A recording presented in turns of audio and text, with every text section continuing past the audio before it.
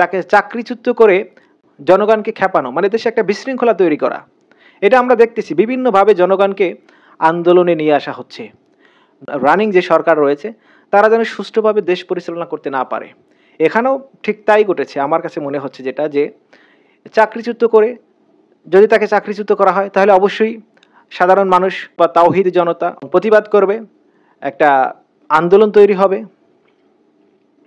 পানি গোলা হবে, আর এই গোলা পানিতে কেউ মাছ শিকার করবে। বিষয়টা হচ্ছে এরকম আর কি, সহজ বিষয়। আসসালামু আলাইকুম ওয়া রাহমাতুল্লাহি ওয়া বারাকাতুহু। ইন্নাল হামদুলিল্লাহ ওয়া সলাতু ওয়াসসালামু আলা রাসূলিল্লাহ। কাছের ও দূরের, দেশের ও প্রবাসে যে যেখান থেকে দেখবেন সবাইকে আন্তরিক শুভেচ্ছা মোবারকবাদ জানিয়ে শুরু করছি আমি প্রকৌশলী মাওলানা মহিবুল্লাহ। প্রিয় দর্শক, আমরা গতকাল একটা অনাকাঙ্ক্ষিত ঘটনার সাক্ষী হয়েছি, যেটাকে সযতনে সেই ঘটনাকে তিল থেকে তাল বানানো হয়েছে। একটা পক্ষ ফয়দা লুটার জন্য, ভিন্ন খাতে প্রবাহিত করার জন্য অপরিচিত একটা মেয়েকে, এই যুবকের অবশ্যই ওড়না পড়তে বলা ঠিক হয়নি। আর এটা একটা সাধারণ কথা, কিন্তু বিষয়টা হচ্ছে তিনি তাকে এমন কোনো কথা বলেননি যেখানে তার ইজ্জত বা আব্রুতে মানে সম্মানহানি হয়েছে, বিষয়টি এমন কথা বলেনি তিনি। তার দৃষ্টিকোণ থেকে তৃতীয় শ্রেণীর বা চতুর্থ শ্রেণীর এক কর্মচারী, তার স্বাভাবিক যে জ্ঞানবোধ সেই জায়গা থেকে সে যেটা মানে ভালো মনে করেছে যে রমজানের দিন আপু অন্যটা একটু দিয়ে নিলে ভালো হয়, বা এভাবে ভদ্রতাসুলভ একটা কথা বলেছে বিনয়ের সাথে। পরে ক্ষমা চেয়েছে তার ভুল বুঝতে পেরে, কিন্তু তারা তাকে ক্ষমা না করে বিষয়টিকে চাউর করে, হয়তো এখানে অন্য কেউ যে আগুনে ঘি ঢেলেছে একটা কথা আছে না, অন্য কেউ ঘটনাকে ভিন্ন খাতে প্রবাহিত করে নিজের স্বার্থ উদ্ধার করতে চেয়েছে, অথবা ইসলামকে হেয় করার জন্য, ইসলামকে প্রশ্নবিদ্ধ করার জন্য অন্য কেউ গেম খেলেছে বলা যায়।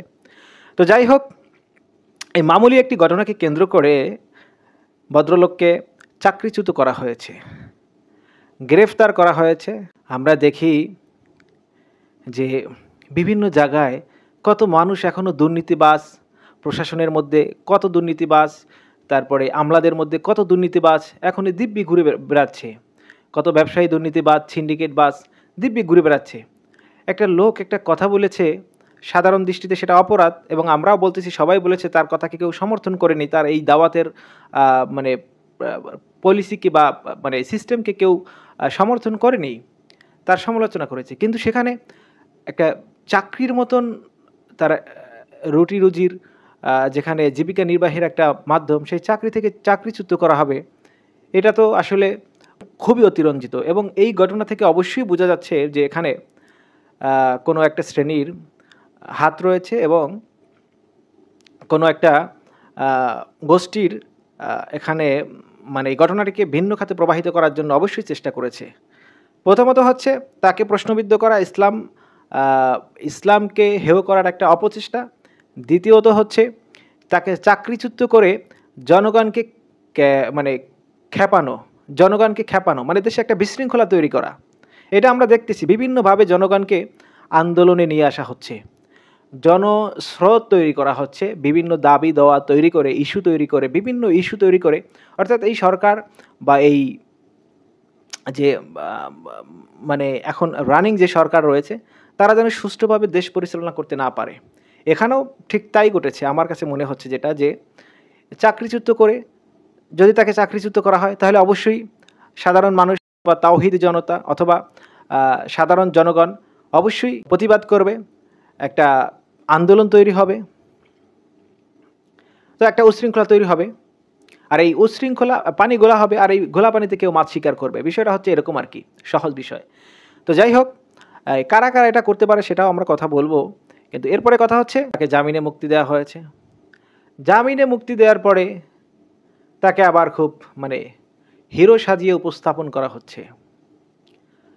তার গলায় বিশাল গাঁদা ফুলের মালা, মনে হচ্ছে তিনি জিহাদ থেকে গাজী হয়ে ফিরে এসেছে।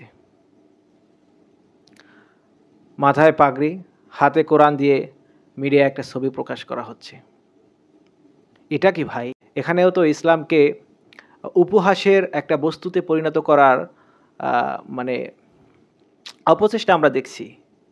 সে কি এমন বীরত্বের কাজ করেছে যে আ মানে তাকে ফুল দিয়ে, কোরআন দিয়ে মহাবীর বানানো হচ্ছে। এখন এটা যদি কে করেছে, কারা করেছে আমরা জানি না। কে বা কারা এই কাজটি করেছে আমরা জানি না। যদি সেটা আর প্রশ্ন থেকে যায় যে সে নিজেও তো এই কাজটিকে আ প্রতিহত করতে পারত। সে নিজেও বলতে পারত যে এটা আসলে ঠিক না। কিন্তু সে তাও তো বলেনি। অতএব আমরা এটাও মনে করতে পারি যে এই টোটাল প্রসেসিংটা শুরু থেকে শেষ পর্যন্ত নিয়ে তার এই যে ঢাকা বিশ্ববিদ্যালয়ের কর্মচারী তার নিজস্ব কোনো প্ল্যানিং ছিল কিনা ভাইরাল হওয়ার জন্য, এটাও মানে চিন্তার বিষয়। আবার যদি সেটা নাই হয়ে থাকে তাহলে তাকে যারা যে এই ফুল দিয়ে কোরআন দিয়ে ছবি তুলিয়েছে তাদেরকে আমরা আসলে কি বলবো? তাদেরকে কি বলা যায়? ৪টা কাজ হয়েছে। প্রথমত তার কাজটা ঠিক হয় নাই। এরপরে তাকে গ্রেফতার করাও যেমন ঠিক হয় নাই, চাকরিচ্যুত করাও ঠিক হয় নাই। আবার মুক্তি করিয়েছে। মুক্তি করানো, গ্রেপ্তার যেহেতু হয়েছে, সাধারণ জনগণের প্রতিবাদে তাকে মুক্তি করানো আমাদের দায়িত্ব ছিল, সবার দায়িত্ব ছিল। আমরা সবার যার জায়গা থেকে যে যেভাবে পেরেছে প্রতিবাদ করেছে। কেউ সশরীরে, কেউ অনলাইনে, ফেসবুকে ইত্যাদিতে প্ল্যাটফর্মে প্রতিবাদ করেছে। কিন্তু এরপরে তাকে মুক্তির পরে তাকে মহাবীর বানিয়ে যে ছবি পোস্ট করা হয়েছে, এটা যে একদম নির্বুদ্ধিতার কাজ সেটা একজন মানে নাবালক বাচ্চাও বুঝবে। আমরা বলতে পারি যে এখানেও একটা গোষ্ঠী, একটা শ্রেণী ইসলামকে হেয় প্রতিপন্ন করার অপচেষ্টা করেছে, ইসলামকে প্রশ্নবিদ্ধ করার অপচেষ্টা করেছে। আসলে আমরা আল্লাহ কোরআনে বলেছেন, ইউরিদুনা লিউতফিউ নূরাল্লাহি বিআফওয়াহিহিম আল্লাহু মুতিম্মু নূরিহি ওয়ালাউ কারিহাল কাফিরুন। যদিও তারা আল্লাহর নূরকে, আল্লাহর আলোকে, ইসলামকে মুখের ফু দিয়ে নিভিয়ে দিতে চায়,